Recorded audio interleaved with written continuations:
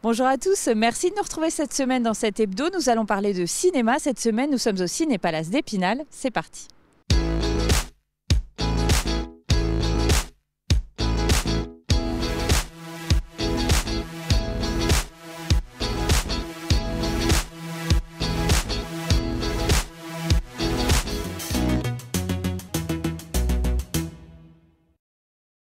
Je retrouve Arnaud Toussaint, bonjour. Bonjour. Alors vous êtes directeur des Ciné-Palace d'Épinal, donc là en ce début d'année 2024, c'est l'occasion de faire un bilan sur l'année écoulée. Comment on se situe? Combien de spectateurs, aussi bien au niveau national que local? Alors l'année 2023 a été plutôt une bonne année pour les cinémas, au Ciné-Palace, mais aussi le cinéma national en France. Au Ciné-Palace, on atteint les 339 000 entrées, ce qui est un très beau chiffre, un très beau score, bien en deçà de ce qu'on a connu avant le Covid, mais qui est en forte progression par rapport à 2021 et 2022. Et là, c'est réjouissant pour nous que cette progression soit constante depuis l'après-Covid. C'est également le cas au niveau national, puisqu'il y a eu plus de 180 millions d'entrées, ce qui est un très beau record pour le cinéma en France. Et puis, on le rappelle, en France, on compte les nombres de spectateurs. Donc, c'est une donnée qui est vraiment comparable avec les autres années, contrairement à d'autres pays qui comptent plutôt leurs recettes, le box-office. Nous, on est vraiment sur une donnée qui est très fiable. On a réussi à retrouver justement les chiffres de l'avant-Covid ou pas tout à fait? Est-ce qu'on a retrouvé nos habitudes de cinéma? Non, pas encore. On a encore une partie du public qui n'est pas revenu au cinéma depuis le Covid pour diverses raisons, notamment des usages nouveaux qui ont émergé pendant le Covid et qui ont détourné les spectateurs des salles de cinéma. Mais 2023, c'est aussi l'année où on a eu des gens qui n'étaient pas revenus en salle de cinéma, qui nous l'ont dit et qui étaient contents de retrouver la salle de cinéma. Donc on est très optimiste pour l'année 2024 et la reconquête de ce public disparu pendant la pandémie. Il faut dire aussi qu'il y a le cinéma de Remiremont qui a ouvert et qui peut fausser un peu les chiffres parce que des spectateurs qui venaient ici vont maintenant là-bas. Enfin, c'est une histoire de vase communicant finalement. Oui, tout à fait. Le cinéma de Remiremont qui a ouvert entre les deux périodes de fermeture administrative des cinémas a réalisé une très belle année 2023. Ils ont fait plus de 170 000 entrées et ça prouve qu'il y a vraiment une envie de cinéma sur le bassin Épinal-Remiremont. Et d'ailleurs, je le dis toujours, mais quand on additionne les entrées que faisait Épinal et Remiremont avant le Covid et les entrées qu'on a fait nos deux cinémas en 2023, on est au-dessus. Et ça prouve bien qu'il y a une demande de cinéma de la part du public vosgien et ça, c'est extrêmement encourageant. Alors, quels ont été les gros succès cette année, si on devait l'année précédente, pardon, si on devait en citer 2-3? Eh ben, l'année 2023, le film qui a remporté le plus d'entrées, qui a fait le plus d'entrées à Épinal, c'était Super Mario Bros, qui était sorti pendant les vacances de Pâques. Mais en deuxième position, c'est Avatar numéro 2, qui est pourtant sorti en décembre 2022, mais qui a fait une grande partie de ses entrées en 2023. Et puis ensuite, on a Alibi.com 2, une comédie française, qui était également sortie au mois de février pendant les vacances d'hiver. Et je vais profiter pour demander à une spectatrice ce qu'elle est allée voir justement. Bonjour madame. Bonjour. Alors c'est quoi votre prénom? Chantal. Alors qu'est-ce que vous étiez voir là, Chantal? Aujourd'hui, le procès Goldman. Qu'est-ce que vous en avez pensé? Magnifique, sublime. Ça m'a rappelé le jeune temps, les jurés à la télévision. Vous savez, messieurs les jurés, non, vous êtes trop jeunes pour l'avoir connu. Mais magnifique, super. Ouais. Vous êtes une habituée du cinéma? Oui, c'est un cinéma familial que j'aime beaucoup parce qu'en plus, on peut discuter à la sortie, à l'entrée. Bon, c'est du monde, mais c'est vraiment une petite famille. Voilà. Vous aviez perdu l'habitude, vous, d'aller au cinéma avec cette histoire de Covid? Je suis revenue dès que j'ai pu. Hein. Ça me manquait trop. Il y a une vraie plus-value avec le fait de regarder un film chez soi, sur son écran de télé. Parce que j'ai pourtant un grand écran télé, j'ai pris Netflix, mais venir au cinéma, c'est une démarche que j'aime bien. Voilà, c'est l'écran, le grand écran, le confort des sièges quand même. Et je vous dis la convivialité surtout, en plus. Hein. Et une bonne programmation. Attention, moi je suis de la boîte à films en plus. Hein. Très bonne programmation. Ouais. Merci Chantal. On n'a rien envie aux Parisiens. On est très bien chez nous, à tout point. Voilà, moralité, il faut venir ici au Ciné-Palace. Merci beaucoup. J'en profite pour continuer. Donc, on disait les gros succès cette année. Il y a eu cette année aussi la grève, enfin l'année dernière toujours, on est en janvier, il ne faut pas l'oublier, l'année dernière, la grève des acteurs et des réalisateurs qui a eu un impact aussi sur les sorties de films. Certaines grosses affiches ont été décalées d'ailleurs. Hein. Oui, donc c'est la grève des des scénaristes et des acteurs outre-Atlantique aux États-Unis qui ont des effets. Alors, il y en a déjà eu quelques-uns en 2023, puisqu'il y a des films qui étaient prévus pour sortir en 2023, mais les acteurs ne pouvant assurer la promotion, les producteurs ont préféré repousser la sortie des films en 2024. C'est le cas par exemple de Dune, deuxième partie, c'est le cas de Kraven le chasseur. C'est des films qui effectivement ont pu nous manquer sur la fin d'année 2023. Et évidemment, qui vont pas nous manquer en 2024 puisqu'ils vont faire leurs entrées. Mais par contre, la grève des scénaristes, elle risque d'avoir un impact à plus long terme puisque ça a mis en pause pas mal de projets. Et il est fort probable qu'à un moment donné, on va avoir une sorte de trou d'air où il y aura moins de productions américaines qui vont venir sur les écrans français. Et ça, c'est un peu une inquiétude parce qu'on sait que le public français est friand des films américains, que ce sont souvent des locomotives qui attirent les spectateurs dans les salles, qui ensuite vont voir peut-être des publicités, des bandes annonces pour des films français et viendront voir des films français ensuite. Mais on a besoin de ces films américains. Et depuis le Covid, mais surtout depuis l'émergence des plateformes, on a vu que le nombre de films américains qui sortent sur les écrans français est en baisse, ce qui explique en partie un peu la baisse de la fréquentation par rapport à 2019. Mais le cinéma français, on l'a dit, vient combler un petit peu tout ça. Il y a beaucoup de nouvelles choses qui se font. On va en parler dans un instant. On fait justement une première pause dans cette émission. Et puisqu'on parle cinéma français, il y a quelques mois est sorti le film Super Bourré, qui était en avant-première ici. On regarde et on se retrouve juste après. Qu'est-ce que vous faites là tous les deux? Rien. Ces deux têtes-là, je les connais. Ces deux têtes de la couillonnade. Et Vincent Moscato, ex-joueur international de rugby à 15 pour la petite histoire et qui interprète Pascal, un producteur de fruits au langage très fleuri, ne se trompe pas vraiment. Sa fille Sam, jouée par Nina Poletto, et son ami Janus, par Pierre Gomet, ont une petite idée derrière la tête, faire fonctionner un vieil alambic pour produire de l'alcool de prune. La fête du lycée va s'en ressentir. Super Bourré, c'est le tout premier film de l'Occitan Bastien Milot, de passage avec son acteur principal au Ciné-Palace d'Épinal ce dimanche soir pour la projection en avant-première et dans le cadre de l'opération Ciné-Cool de cette comédie d'1h20 qui traite de manière décalée de thèmes importants comme par exemple l'alcoolisme. L'alcoolisme est une thématique grave, mais le film parle pas que de ça. C'est essentiellement un film sur la jeunesse, sur l'amitié, sur le fait de devoir prendre... De devoir s'émanciper de là où on vient et de sa famille. C'est une jeunesse que je connais bien, alors c'est la jeunesse d'il y a 10 ans, mais c'est une jeunesse que je trouve un peu sous-représentée, et voilà, la jeunesse rurale française, c'est quelque chose qui m'inspire beaucoup. Premier film également pour Pierre Gomet, 19 ans, qui a pu s'appuyer sur l'expérience de plus anciens, tels Vincent Moscato, donc Barbara Schulz ou encore Jean Lassalle. Quand on a un répondant comme ça en face de nous, c'est que positif pour nous, ça offre des trucs, on peut improviser, etc. Et il y avait beaucoup d'impro avec eux, mais c'est agréable d'avoir des acteurs comme ça en face de nous, comme Vincent Moscato, Barbara, et même Jean Lassalle, qui est un sacré personnage. Dans la salle, parmi les 80 spectateurs, des représentants des bouilleurs de cru de Saint-Nabord. Alors le film, caricatural ou pas? Question de degré. Même pas. Bon, quand l'alcool sort, nous, on veut un certain degré. Et donc, on rajoute de l'eau pour avoir entre 48 et 50 degrés et que ce soit, entre guillemets, buvable. À votre avis, il y avait combien de degrés à la fête du lycée?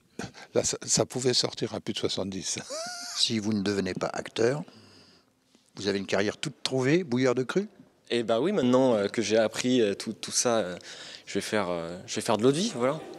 Ciné-Cool se poursuit jusqu'au 2 septembre avec d'autres avant-premières et invités dont nous aurons l'occasion de reparler. Quelle place désormais pour ce premier film français à petit budget? La question a certainement été évoquée lors de cette petite collation offerte par les bouilleurs de cru et dégustée avec modération. Super Bourré, sortie nationale ce mercredi. Rigole pas dans mon dos, hein. On retrouve Arnaud Toussaint, directeur des Ciné-Palace d'Épinal ici. Donc, on le disait, le cinéma français se développe et se diversifie aussi. Du coup, avec ce Covid, toutes ces productions américaines qui ne sont plus à l'écran, on a été obligé aussi de se renouveler. Oui, ça c'est aussi une bonne chose, c'est que le cinéma français ne se repose pas sur ses lauriers. Alors déjà, il faut savoir que la France a une production cinématographique extrêmement dynamique. On a la chance d'avoir ça. Ça nous a été extrêmement utile pendant le Covid, quand les films américains ne traversaient plus l'Atlantique. Grâce aux nombreuses, au soutien du CNC et au modèle économique français qui est unique en son genre et qui permet, grâce aux billets qu'on achète dans les salles de cinéma, de financer des films à venir. Ça, c'est vraiment très important. Et c'est vrai que les producteurs ont beaucoup innové ces derniers mois pour proposer des productions différentes, que ce soit dans des genres qui étaient peu exploités, comme le genre fantastique, je pense notamment au Règne animal ou au film acide, ou je pense aux blockbusters, comme par exemple le blockbuster La Française, comme Les Trois Mousquetaires, ou encore Astérix et Obélix à l'Empire du Milieu. On a une envie en France de proposer des films qui n'ont rien à envier aux productions américaines, et puis qui ont cette patte française qui plaît tellement au public français. Bon, alors évidemment, on a toujours les comédies françaises, ça c'est notre locomotive. C'est ce qui marche, oui, tout à fait. Évidemment. Et on en aura encore beaucoup, je pense. Mais c'est bien d'avoir cette diversité qui peut-être nous a manqué par le passé. Ce qui existait aussi, ce qui s'est fait notamment pendant le Covid, quand les cinémas étaient fermés, on a vu que les plateformes qui vous faisaient pas mal de concurrence jusqu'à maintenant, avaient pour habitude de sortir les films directement sur leur plateforme. Mais aujourd'hui, on fait un petit peu machine arrière, si j'ai bien compris. Ils se sont rendus compte que ça marchait pas si bien que ça. Mais ils se sont surtout rendus compte que la salle de cinéma apporte une valeur ajoutée aux films, aux productions, leur apporte une notoriété qui leur est utile ensuite quand le film arrive sur la plateforme. Et encore une fois, en France, on a un système qui est vraiment extrêmement vertueux et unique, où le gouvernement a incité les plateformes à cofinancer les productions françaises en échange d'une adaptation de la fameuse chronologie des médias que tout le monde nous envie, alors soit pour la féliciter, soit pour la conspuer, mais c'est vrai que du coup, les plateformes ne sont pas libres de diffuser les films qui sont sortis en salle quand elles veulent. Elles ont un délai à respecter. Et pour les plateformes qui sont vertueuses, qui vont participer à la production de films français, eh bien ce délai va être raccourci pour leur permettre d'avoir les films plus tôt sur leur plateforme. Et eh bien à ce jeu, on a quasiment toutes les plateformes qui ont signé des accords avec les producteurs français et qui permettent à des films de sortir en salle de cinéma avec un logo ou une coproduction de ces plateformes, ce qui peut parfois être surprenant pour les spectateurs dans la salle de cinéma, et qui derrière donc, vont arriver plus vite sur ces plateformes. Mais grâce à ce soutien financier, eh bien, on a des films qui ne se seraient pas faits, qui n'auraient pas été jusque dans la salle de cinéma et qui pourtant arrivent jusqu'à nos établissements. Donc là où on avait une forme de concurrence avant, on a un partenariat finalement qui est né aujourd'hui entre ces plateformes et les cinémas. Exactement, on est plus dans la logique de partenariat. Ces plateformes savent que pour séduire le public français et que des abonnés français se multiplient, il leur faut des productions françaises. Et du coup, elles vont mettre la main à la poche pour que ces productions françaises donc, se fassent, mais également qu'elles acquièrent la notoriété dans la salle de cinéma pour qu'une fois sur la plateforme, ça soit des vecteurs d'adhésion à leur dispositif. Merci Arnaud Toussaint. Dans un instant, on va parler des temps forts qui nous attendent cette année en 2024, comme par exemple le printemps du cinéma ou la fête du cinéma. Puisqu'on parle de fête du cinéma, d'ailleurs, est-ce que vous savez à quoi ça ressemblait dans les années 90 ? Les Cinépalaces existaient déjà. Oui, je les ai faits dans les années 90 et c'était un peu sport. On a des archives, on regarde tout de suite et on se retrouve juste après.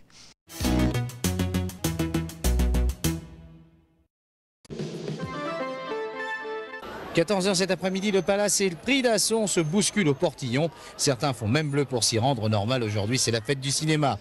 Comme chaque année, avec un billet seulement, on peut voir tous les films à l'affiche et Dieu sait si en 90, la production est florissante. Épinal vit donc à l'heure de l'image qui bouge. Vous allez voir quoi? Je vais aller voir Roadhouse. Et puis, je crois, un peu de tout. Vous allez souvent au cinéma ou c'est l'occasion seulement aujourd'hui? D'habitude, j'y vais quand j'ai le temps, quand je peux. C'est rare, mais moi j'aime assez aller au cinéma quand même. Enfin, c'est quand même une occasion, ouais. Oui, c'est plus avantageux. Vous allez voir quoi? Je sais pas, un maximum de films, je pense. Vous allez voir tout ce qu'il y a, quoi? Je sais pas, peut-être pas tout ce qu'il y a, mais un maximum. tout ce que je pourrais aller voir, parce que je pense qu'au bout d'un moment, on doit en avoir marre. Si cette fête réjouit l'utilisateur, notons au passage qu'Épinal détient un record de fréquentation, elle réjouit aussi le directeur de salle qui estime que cela fait bouger les producteurs. La fête du cinéma a lieu en juin parce qu'on arrive à une période d'été où habituellement les gens ont tendance à délaisser les salles.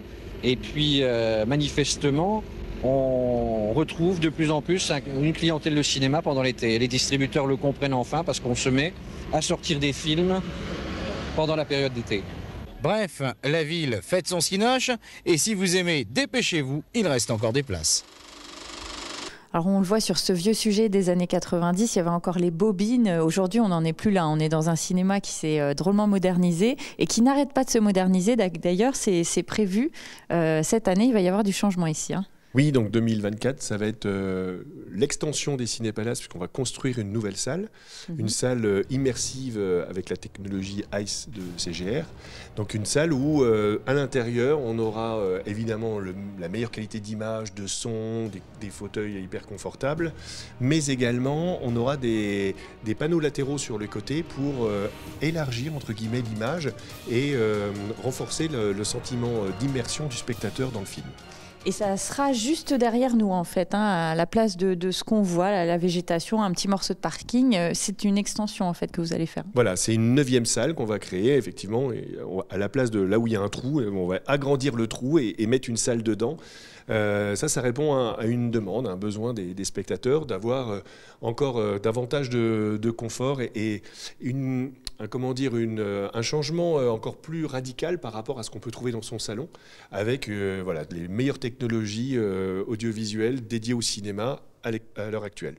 Et il y aura également d'autres travaux à plus petite échelle, mais il va y avoir des fauteuils qui vont être changés. On modernise globalement le cinéma. C'est ça, oui, le cinéma, il a déjà 12 ans, donc il est temps de faire un petit rafraîchissement. Les fauteuils, la moquette, les systèmes de son également pour certaines salles, vont être changés. Et puis le hall va être réaménagé. En tout cas, l'idée, c'est de transformer un petit peu le cinéma pour qu'il suive un petit peu l'évolution des salles de cinéma qui se diversifient. Notamment avec des films, mais aussi ce qu'on appelle de hors-films qui se multiplient, comme on retransmet des concerts, on retransmet des pièces de théâtre. Des nouvelles pratiques du cinéma d'aujourd'hui. Oui, complètement. Et puis pour faire un lieu culturel, convivial, où toutes sortes de cultures peuvent se rencontrer, se percuter.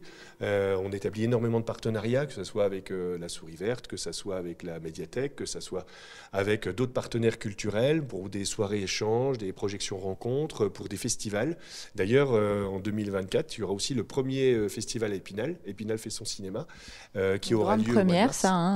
Oui, une grande première qui est organisée par Imagest et que les Cinépalaces vont accueillir en grande partie, avec des avant-premières, des rencontres d'équipes, notamment des techniciens, puisque c'est des métiers qu'on n'a pas trop l'habitude de voir et de connaître, qui vont expliquer un petit peu quel est le rapport sur un film, surtout à l'heure où la région des Vosges accueille de plus en plus de tournages.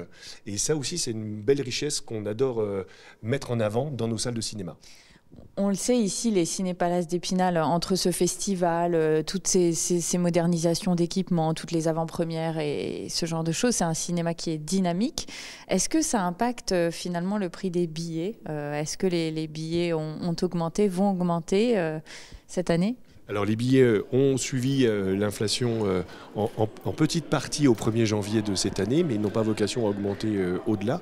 L'idée, c'est que le cinéma reste un loisir culturel accessible.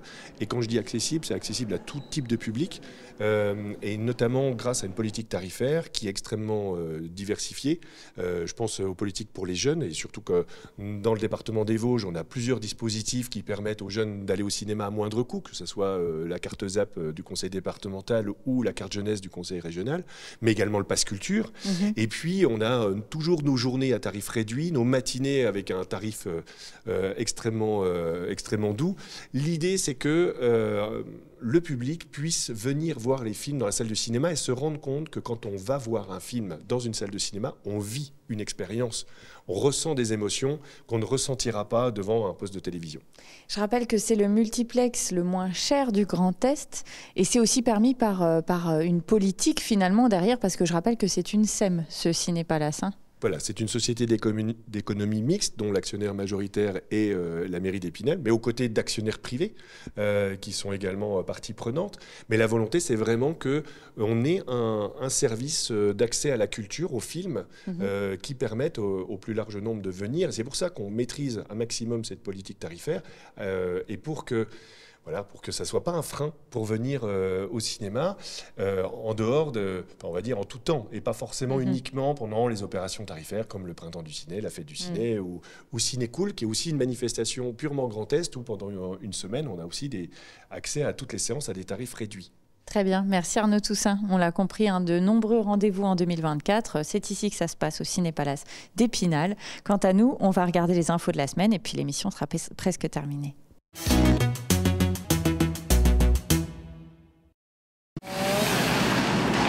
Des 47, il y a encore quelques années, il n'en reste désormais plus que 10, avenue des Templiers à Épinal. Et après une première coupe l'année dernière, la ville a fait abattre cette semaine 37 marronniers, soit parce qu'ils étaient malades, soit parce qu'ils étaient trop près de la route. À suivre courant mars, la plantation du même nombre d'arbres, des marronniers toujours, mais également des érables dont les feuilles seront rouges à l'automne. Sur l'ensemble de la ville, et hors forêts et espaces boisés et urbains, Épinal compte 4620 arbres, sachant que depuis 2020, pour un arbre coupé, 4 sont plantés. Aérer son intérieur, pratiquer une activité physique régulière ou encore modifier son alimentation, il n'est jamais trop tard pour améliorer sa qualité de vie. Sur un format à mi-chemin entre le cours magistral et le groupe de parole, une cinquantaine de personnes participaient il y a quelques jours à cette conférence-débat au centre Léo Lagrange d'Épinal et animée par le médecin généraliste Philippe Rémy. Objectif, partager des expériences sur des actions au jour le jour pour prendre soin de sa santé. L'occasion peut être également de se motiver mutuellement durant par exemple ce mois sans alcool. Une première conférence-débat qui en amènera d'autres. Et voilà, l'hebdo est terminé pour aujourd'hui. Merci de nous avoir suivis. On se donne rendez-vous la semaine prochaine au Salon Planète et Énergie. À bientôt.